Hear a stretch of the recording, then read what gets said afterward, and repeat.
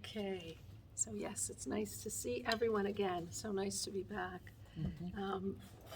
So we are now in the month of Iyar, and the month of Iyar has the same acronym of God's. It says Ani Hashem Rafecha, I am God, your healer.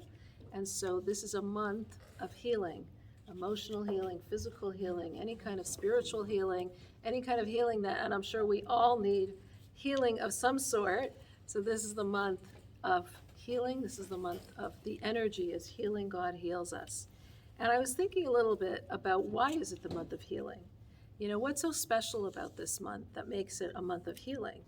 So we know one of the things that's very special about this month is that we count the Omer every single day of this month. So there's a special mitzvah. The entire month is filled with this mitzvah of counting the Omer, which we do from when we left Mitzrayim, Egypt, on Passover, on Pesach, until we get to Shavuot. We're counting down. We're so eager to receive the Torah that we're counting every single day in anticipation of receiving the Torah. But why is that healing? So commentaries explain that the reason why it's a month of healing is because when the Jewish people left Egypt and they were in the desert, they received the man, and it was bread that came down to them miraculously every single day. And this was like a bread of healing. It was a bread that was complete.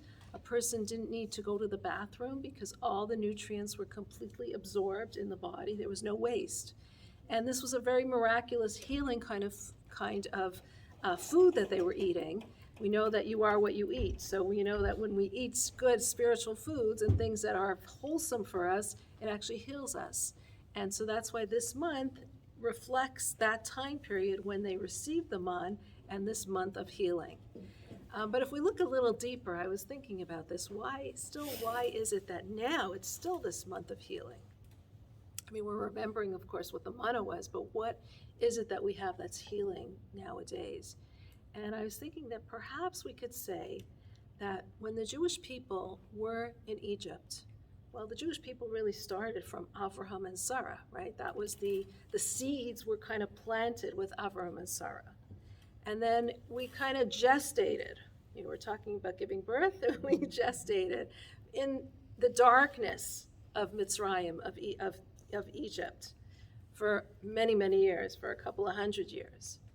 And then finally, with the splitting of the sea, finally we were released, and with the splitting of the sea, it's like the breaking of the water, we gave birth. God gave birth to us as the Jewish people. So the Jewish people were born, we know we're born with Mitzrayim, with the exodus from Egypt, and in particular, as we crossed the Yam Suf, the danger was over, and we became a nation, a united nation, which goes on to becoming even more solidified with an actual contract with the Ten Commandments on Shavuot. But we became a nation then. And when we look at a nation, what does it mean, a nation? We are really one body with a lot of different individuals. Am Yisrael, the Jewish people, Knesset Yisrael, we are one body, one group with a lot of different individuals. And this is comparable to a body, a physical body, where there's one body, but there's a lot of different organs and a lot of different limbs. And each limb has its own part and its own uniqueness and its own qualities. But we are still one people. So you have the head, and you have the heart, and you have the brain, and you have the eyes. We all are unique, and we all have what we can contribute to it. And each part of the body is essential in its own uniqueness in what it provides. When it comes to a body, the way that we can have healing in a body when one organ or one limb is sick or not well, it's because we're that one body that we heal it, right? So when something's hurting, there's communication with the nerves, with the brain, with the different parts of the body about what needs to be released in order to cure that particular organ. So it's only when you are one body, one wholesome body, that if you hurt a different part of you, you can actually heal because you're one body, right? Because you're that one body, one part is hurting, the body kind of takes over, and the body is miraculous in how it heals all different kinds of illnesses. Even when you cut yourself, what's going on is immediately after you cut yourself, the healing is starting. And the body senses this and starts working on the healing of all the different organs.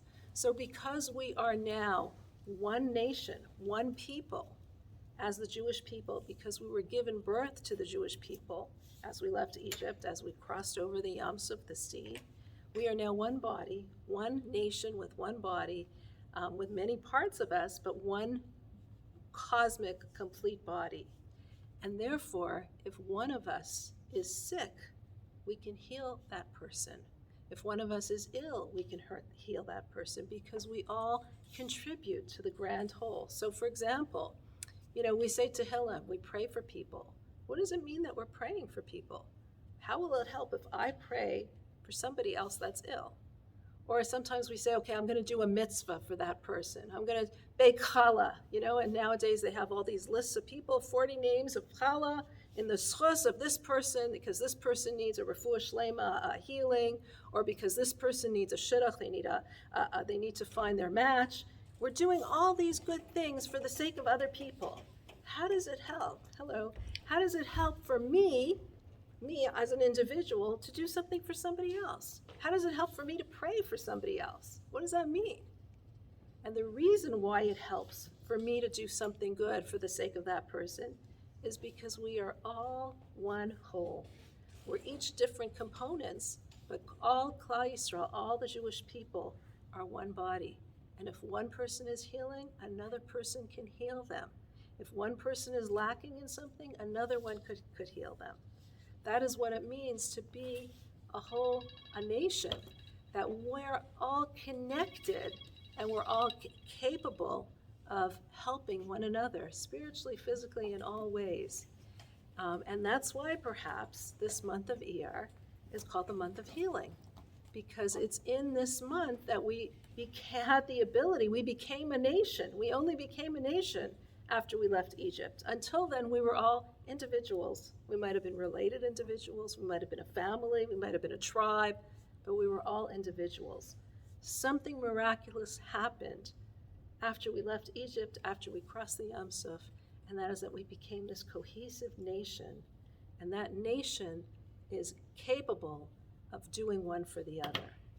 And that's why this time period, it's so sensitive that we actually have this Ahavas Yisrael, that we should work on Ahavas Yisrael, this love for one another.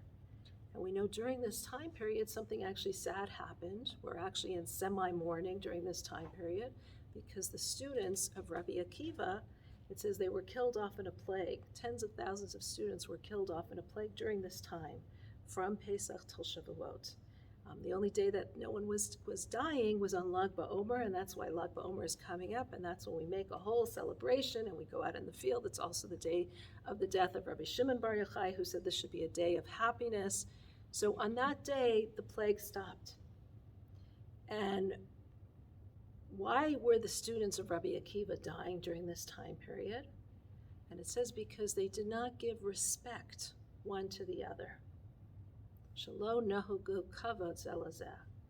And it's very interesting. What does it mean they didn't give respect one to the other? How is that possible? We know that Rabbi Akiva, their teacher, their Rebbe, his whole adage, his whole motto in life was v'ahavta l'reacha kamocha, love another person like yourself.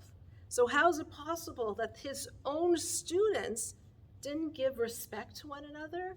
That was the mainstay of his teacher, what this teacher was constantly teaching. So how's that possible? But what the Rebbe answers is that they did give respect, but they loved each other so much that they wanted the other person to be exactly like them. Because when you love someone, you sometimes want them to be exactly like them. Sometimes parents have this problem. The dreams and the aspirations that you have, or you had for yourself, that either were fulfilled or were not fulfilled, you want your child to have it. You love them so much that you want them to have it, but they're not you, right? And we need to respect their individuality so that they can be who they are. So this not giving respect one for the other was that they cared so much about the other that they felt, well, the way that I'm serving God is the right way. Or, as we would say in modern times, my career path or my way of doing things or my life choices, this is the right way. So I want you to do the same thing as I'm doing. And until that person did, which they didn't because each of them had their own unique way of looking at things, they didn't give them the due respect in respecting that we're all individuals. And that's why during this time period, why do we still remember that Rabbi Akiva's students passed away in a plague? Do you know how many, unfortunately, throughout history, how many plagues were there that Jewish people died? Not only plagues, but terrible atrocities that were done where thousands and thousands of people were killed, even millions of people were killed. And yet we don't have such a long period of time where we remember it, 7 weeks that we're actually remembering it. But the message for us is that this is a message that we need to remember for ourselves as well, because even today, we don't give respect for the other person. We're so busy trying to push our own agenda that we don't respect, well, maybe I'm the head, like we were talking about, or maybe I'm the brain, or the heart, or the hands, or the legs, in terms of what my capabilities are, in terms of what my characteristics are. But maybe somebody else has a different kind of way of serving God. All, of course, within the confines of the Torah, but we can all express our individuality through the various mitzvot or through the various ways that we gravitate to. So while one person might be extremely religious in one area, another person might be extremely religious in another area, such as his kindness to others, or his inviting people over, or his respect towards others, or his care with how he speaks. All of us are full of mitzvot. It says like the Jewish people are full of mitzvot like the pomegranate, as the seeds of the pomegranate. We're so full of mitzvot. But we need to see that in one another. And that's why during this time period, we need to be even more careful with Ahavat Yisrael, especially in preparation for receiving the Torah, and seeing the individuality and uniqueness of another person. And that is really, okay, so that's the preface of this time period that we're in, this month of ER. Yes? Can I ask? Sure. So why is Omer? Omer, Sfirat HaOmer. Sfirat HaOmer. So we count the Omer each day. Yeah, I know There about was, that. so there was a karban, there was a sacrifice of Omer that was brought each day, and we count, but we're counting down to receiving the Torah. I know that, but I was wondering what. Well, the word actually sfira means counting, but it also means sapir, to shine like a sapphire. Does it mean something about wind? Does it mean something about Wind, east wind, west wind? No, Saphira. No, sphira is like a sapphire, like shining, right? Sapir, to count and to shine. So what we're trying to do during this time period is to shine ourselves, to work on different qualities of ourselves so that we're ready to receive the Torah. And every week we work on a different sphira. We have the 10 sphirot Kabbalistically. So we're working on a different aspect of ourselves, or the 7 ones that are midot, the 7 ones that are qualities like chesed, kindness, gevura, restraint, tiferes, beauty. All these different qualities, we work on every single week, a different one of these qualities till we receive the Torah. So we're working on ourselves on each of these days to perfect and to improve the qualities that we have. But why Omer? Omer is not grass. Barley. It was the barley, and it was a very coarse grain. So as we proceed to Shavuot, we are elevating not only the barley, which is a coarse grain, but we're getting to the shtei lechem, the precious wheat on Shavuot's time. So it's as if we're counting up, and we're changing the nature of the barley actually to become more refined. Just like our own personalities, through these mitzvot, we're becoming more refined as we proceed to the counting of Shavuos. Exactly. And that's why Pesach, we're not allowed to have chametz. Yes. We have just matzah, and the chametz resembles our ego. It's this inflated air, right? What's the difference between a challah and a matzah? A challah is like, it rises. You could push it down and it's like a flat matzah, right? So the matzah is flat. It's not full of this air. It's not full of its ego. And on Shavuot, we bring the shtei halechem, we bring 2 loaves of bread. The opposite. why? Why all of a sudden is lechem good? And before that, it was like, oh, you can't have even a little trace of it in your house, right?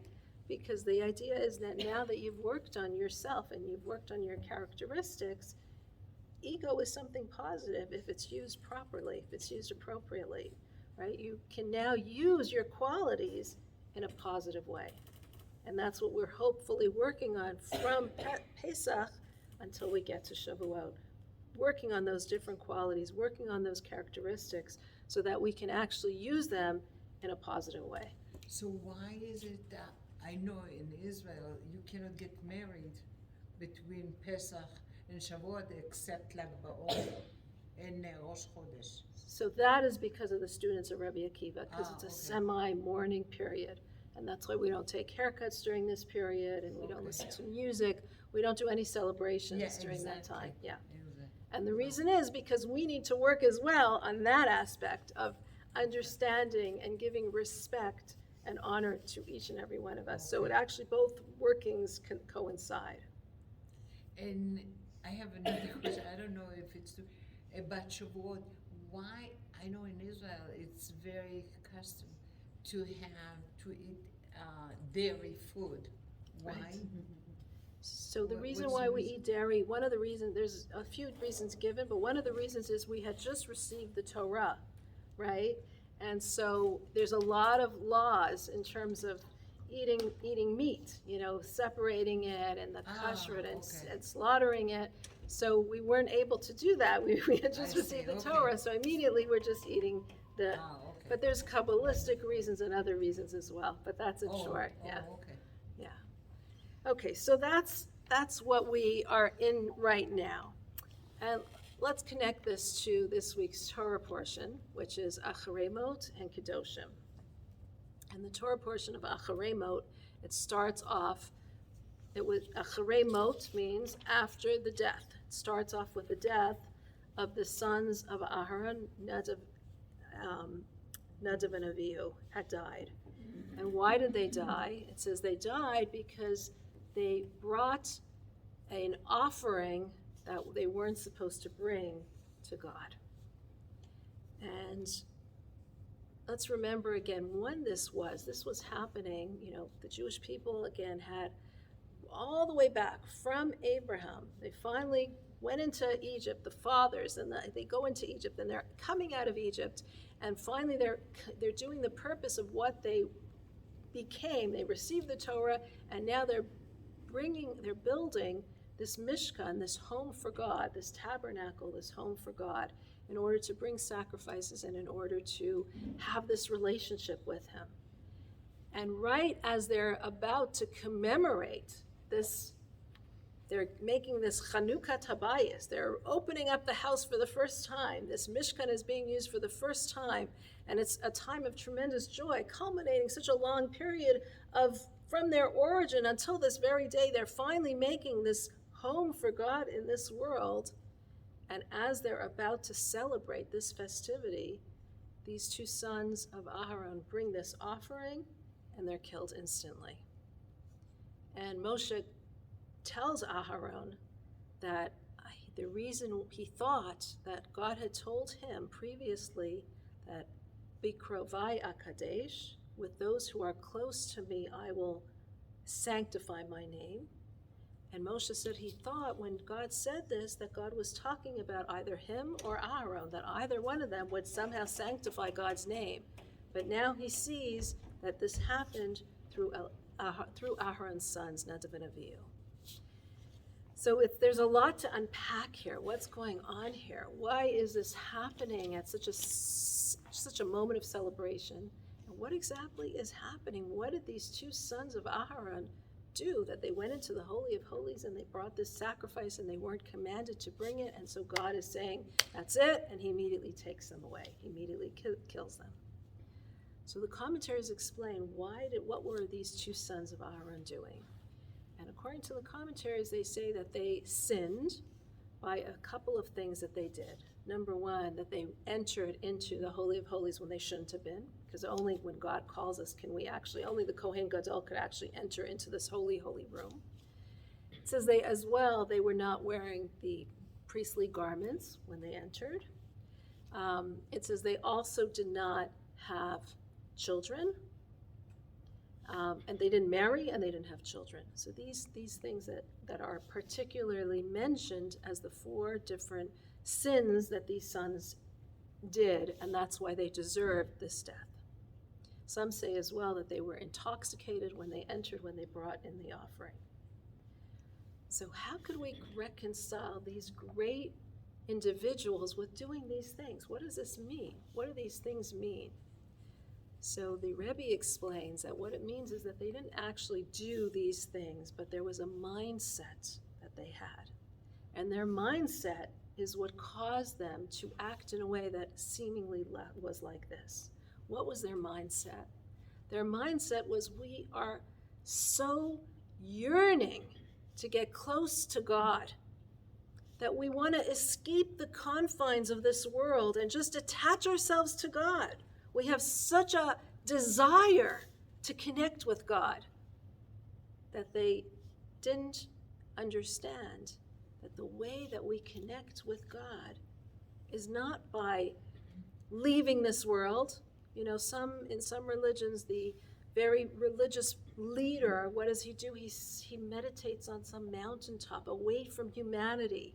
And this is holiness. Being apart from this world is holiness. Or in some places, people won't talk, they won't use their language, they won't eat. These are the ways that they express holiness. In Judaism, this is not the way that holiness is expressed. Holiness here is expressed by being in this world, by living in this world, and as we live in this world, doing God's will in this world. So these students, these sons of Aaron made this integral mistake. What was their mistake? Their mistake was, we love God so much. We want to connect to God. God is holy. Let's forget about this world and just live in the spiritual worlds. Just connect to God by leaving this world. And that's what it means that they didn't want to marry, because marrying, that's not for us. Having children or wearing priestly garments means that they didn't want to wear the garments, the clothes of this world. In this world, we need to use the garments of this world. We need to use the facilities of this world. Every mitzvah that we do involves something physical. You know, you say a bracha, a blessing, over something physical that you're eating. You take a mezuzah and you post it on your doorpost. That's a physical item that you're actually taking from a parchment, that you're making from an animal's hide. We're taking physical things and we're elevating it. A Sefer Torah, the holiest thing, is made from an animal, that we're taking and elevating. So Judaism teaches us, don't leave this world. We don't go meditate on a mountaintop. That's not holiness. Holiness is using godliness within the garments of this world. And the mistake that these 2 sons of Aaron made was trying to escape this world. Not to be a part of this world, but to escape this world. And that's why when they went into the Holy of Holies, they went in without any intention of coming back out. So it's important that when we involve ourselves in spirituality, like prayers or like learning Torah, it's wonderful. We can get so involved in it, but it has to be with the intention of, what am I going to then take and practice, bring down into this world? Sometimes you can have somebody who's like learning all these beautiful ideas and concepts, but then they forget to put it into practice, right? I remember at one time at our Shabbat table, my husband and sons were talking all about the greatness of kindness, and the beauty of kindness, and the really waxing poetically about Judaism and kindness and the beauty that we have. And it was getting late, and the hour was really dragging on. And finally I said, okay, this Jewish mother wants you to do an act of kindness right now. Clear the table. So let's take that philosophical ideas of kindness and let's apply it in reality. And that's what Judaism is. It's a religion of practice. Take your lofty ideas and bring it into this world. And sometimes you can get so caught up in the ideas and the beauty of it that you don't want to bring it down to this world. But then you don't really have the ideas. And the sons of Aaron, that was their mistake. They got so caught up in the spirituality of it, in the beauty of it, in the connecting to God and holding God in their hands, so to speak, and not wanting to translate that into how am I going to act to another person? What am I going to do with another person? So they became intoxicated with this need of just connecting to God without actually bringing it down into this world and actually bringing it down into practice. So this was their mistake, and this is why God took them. They died with this, it says like almost like a kiss of God. It was a kiss from God because their souls got to such a high level that they no longer returned to this world. And that was a mistake. That was a sin. So this is something that's very important for us to know and to understand. But why did it have to be done at that time? That bothers me. Like, why? The Mishkan is just being consecrated. Imagine, like, Chani works so hard on making this new mikveh that she's working on, right? And she's finally going to build the beautiful mikveh, and she makes like this whole Chanukah Sabayis, this whole, how do you translate that?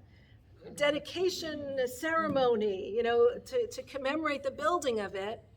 And something happens at that moment. Like, why stop this celebration? This was such a celebration, far more than someone who's working on something for years. This was a culmination of the Jewish people. And why all of a sudden, at that moment of such celebration, does such a tragedy have to happen? It seems like God was trying to tell us a very integral message for all times. Our relationship with God was just starting. We're trying to build this home for God. We had Matan Torah, the giving of the Torah, where there was this, we spoke about this, how God enveloped us with such love. We were surrounded with such love that we felt like we couldn't even say, we didn't even have a choice. It was almost like we were forced. And now God is saying there's another element. It's not just about love. Well, let's talk about a relationship. What are the fun part, right? What's the most important ingredient in a relationship? Trust. Respect. Communication. These are all good things. Okay. So what is going to make you say, I do, or I will? What's going to make you tie the knot? These are all important for relationships. These are all good things. That was a long time ago. Chemistry, which means what? What causes you to have chemistry? I'm not positive. I think it's a bunch of things. Okay, like? Connection? Yeah. Connection. What causes you to have that connection? What makes you feel connected to somebody? Commonality, common interest, Common interest. But I can have common interest. Yeah. But I can have connection, Chemistry. commonality. Chemistry is So important. chemistry is very important. We're Yeah. just trying to zero in on that because I can have connection and I can have, what did you say? Commonality. Commonality But and you can be connection opposite also. with my friends too. Yeah. What is it that makes me actually say yes to a marriage? Love. Thank you. Love. We didn't use this word. I know, the dirty word, right? It's not a dirty word, it's a beautiful word. Love. Yeah. Love. You have to have love to have a relationship with a spouse. You need love. If there's no love, and obviously all these chemistry, contributes to the love. Commonality and connection contribute to the love, but you need love to get married. So the most important ingredient, I would say, is love. And actually, love means giving. In Hebrew, the word love, ahava, means hav, to give to another. Because the way that we love somebody is the more we give, the more we love. However, what's the second most important ingredient? And someone mentioned it. Balance? Balance, which is what? What is balancing the love?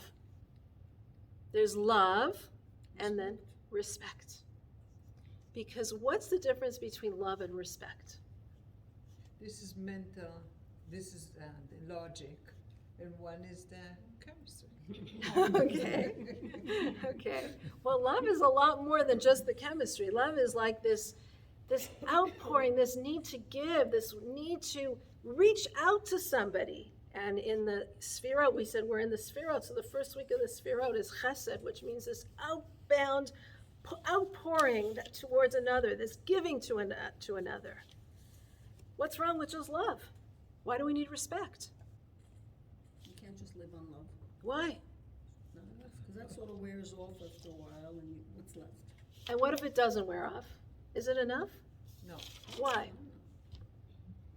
Why is respect so necessary in a relationship? You keep giving and giving, you're gonna get burned out too. So you need some boundaries. You need boundaries. And I would say the boundaries aren't only for yourself, but the boundaries are even for the other. Because when I am constantly giving to the other, I could sometimes be doing it on my terms. I love you so much that I want everything for you. We see this with parents sometimes. You love the kids so much, but it's on your terms, right? I love you so much that I want you to be so good and so amazing and have so much. But that's like what we said before. It might be my dream or my vision of what I would want for myself rather than your dream or your vision. So love can sometimes be suffocating, right? You can love someone and in a positive way, but also in a negative way. You love. So I'm giving to you, but I'm giving it to you on your terms, on my terms, rather than on your terms. And that's why we need also Space. respect. Or in Hebrew, the word is ahava and yira. Yira doesn't only mean fear. It doesn't only mean fear, but it means respect, awe. Have this awe for a person. Have an awe. So, for example, take a parent-child relationship. A child could love their parents so much that they feel familiar with them.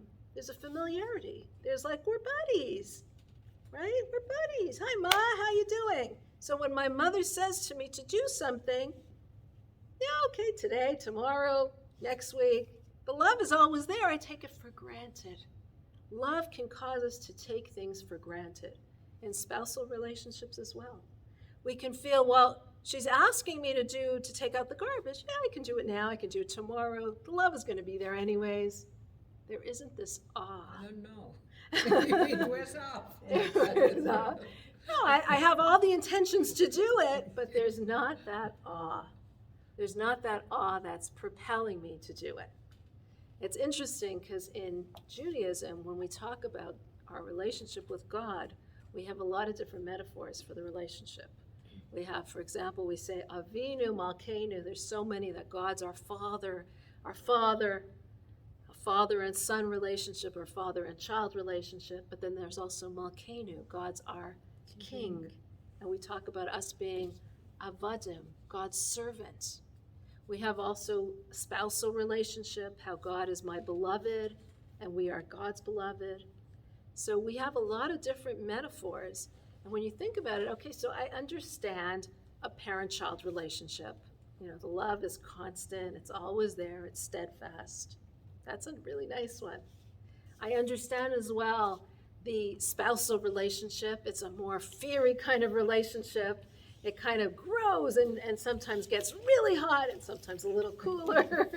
But that's okay. That's what builds it. That's what builds the relationship. It's through the hard times and the good times that you actually build the connection. So I understand that one. And we were having actually this discussion on Pesach. I said, but I don't really get the beauty of a servant-master relationship, which we talk a lot about. Malkeinu, our king, and Vadim Hayinu. We're servants to God. What's that all about? Right? It sounds like it's not such a, especially in today's times. A servant-master relationship doesn't sound all that exciting, or all that we would aspire to have. But what is that relationship really? That part of the relationship is the yira, the fear, or the awe, or the boundaries. Unconditional. That there's the unconditional love, but then there's also the boundaries. And this is establishing the boundaries. So when a king says, I want my coffee, you run and you get it for him, Oh, yeah. right? Whereas if you love your parent and your parent says, I want my coffee, no one's coming, right? Right? So there's got to be a balance. When a wife says, oh, honey, I would love to have my necklace, right? Also, there's no one running necessarily. There's love, but there's not always that fear or that awe or those boundaries. And that is an integral part of a relationship too. Setting up those boundaries, setting up that awe. So we tend to sometimes work on the love, but we forget about the awe. And we think, well, the relationship is always going to be there for me. So it doesn't matter if I do what she wants today or tomorrow. We kind of blur the boundaries. Love can be given on my terms. I remember years and years and years ago, I was living in Toronto at the time, and I was giving a class, and I told my husband, you got to be home by 7:45 so that I can leave, right? Because I need to get to the class on time, and he needs to take over with the kids, and I needed the car. And 7:45 comes, and he's not there. 10, and I'm like very prompt, right?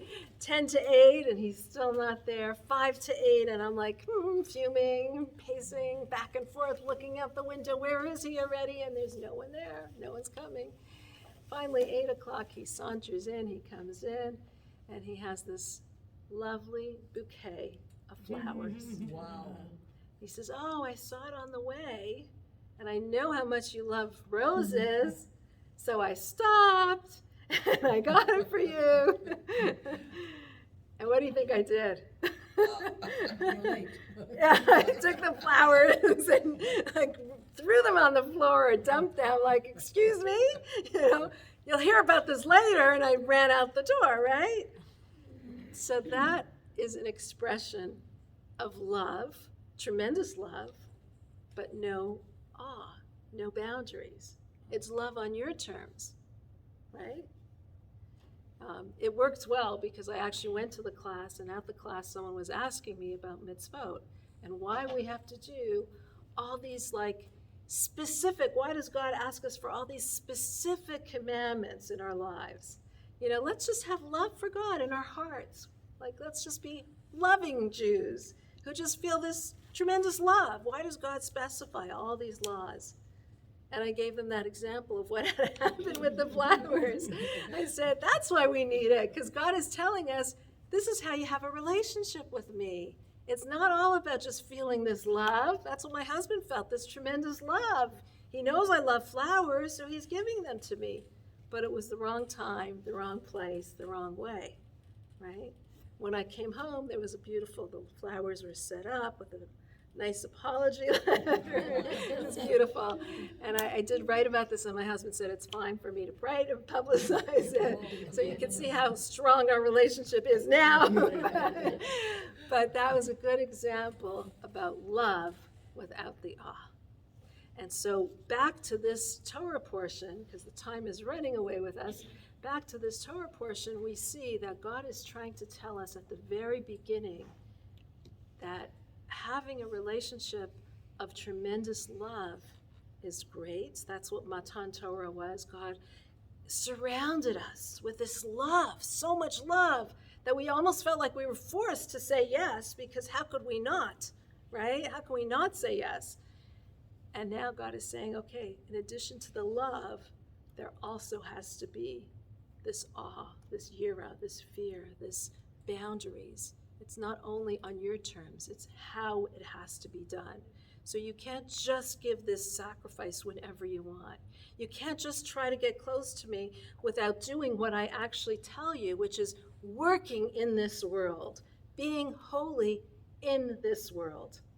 And that brings us to the following week's portion, which is connected. This is Acharei and Kedoshim in one Torah reading this week. And in Kedoshim, God starts off with Kedoshim Tihiyu. You should be holy. And God tells us, you want to be holy? This is how you should be holy. And what would you think that the Torah talks about in the portion that tells us about being holy? What kind of things? Which mitzvot would you think help us to become holy?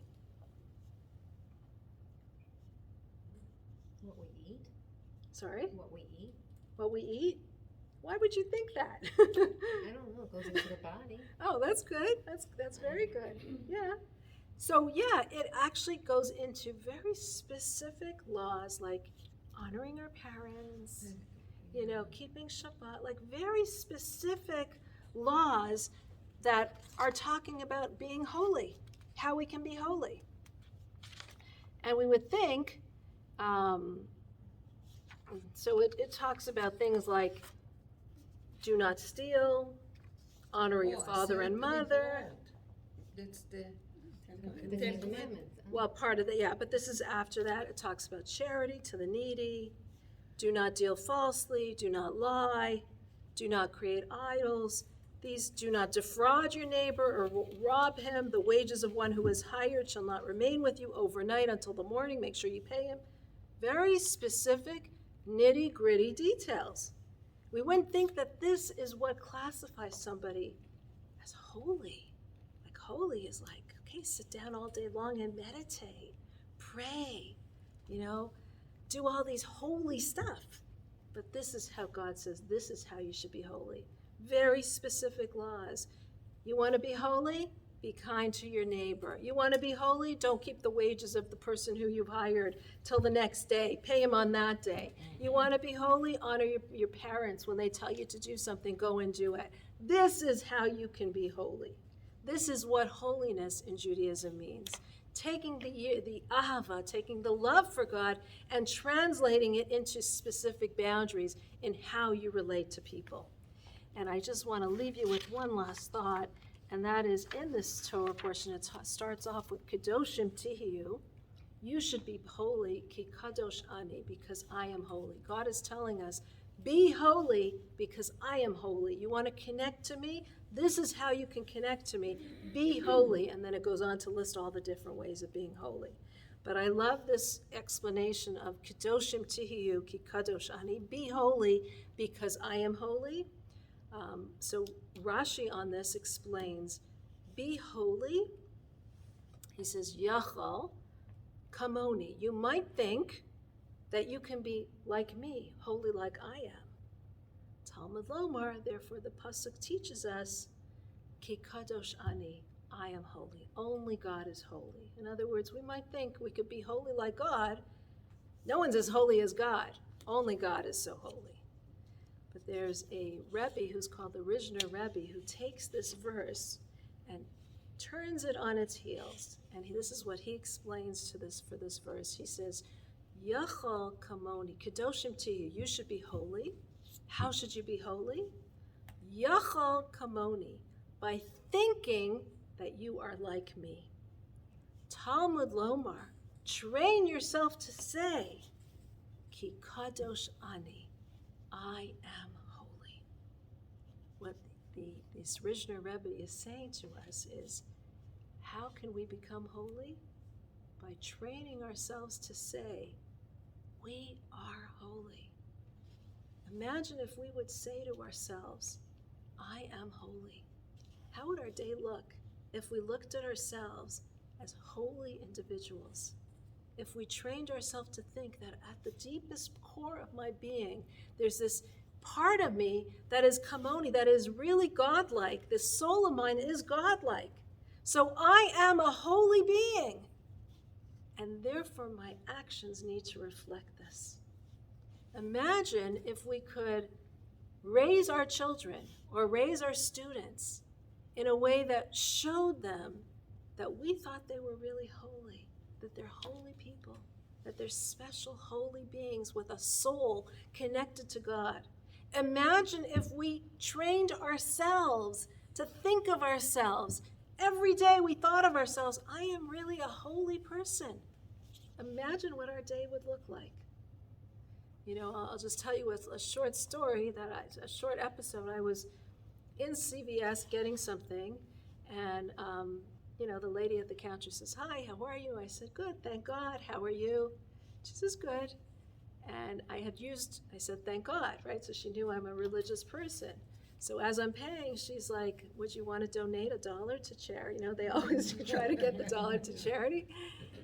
And my initial reaction might have been, not really so interested, but I just said, thank God. So if I said, thank God, how could I not say no, right? So imagine if we thought of ourselves as, thank God, if we connected ourselves to God, if we thought of ourselves as holy people, how much more good would we be doing?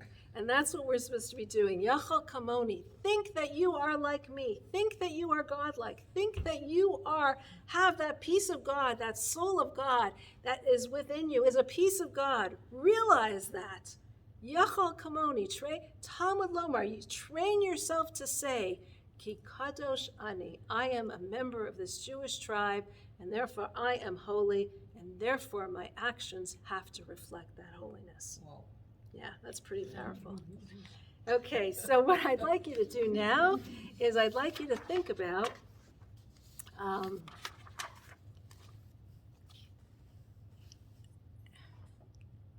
I give you a choice?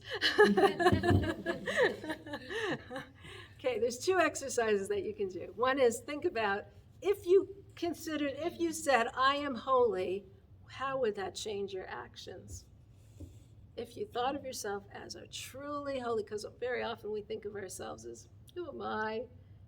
I'm not such a holy person, so it's okay if I use foul language. It's okay if I don't treat the other person so nicely, because I'm not such a righteous person anyways. Who am I? But imagine if we actually thought of ourselves as really holy. How would that change our actions? That's the first thing that you can think about. And the second thing is, you can do one or the other, is how does respect and love play out in your relationship? What do you do because of love? What do you do because of respect? In whichever relationship, if it's a spousal relationship, friends relationship, parent-child relationship, what are the things that you do because of love? What motivates you because of your love? What motivates you because of your respect?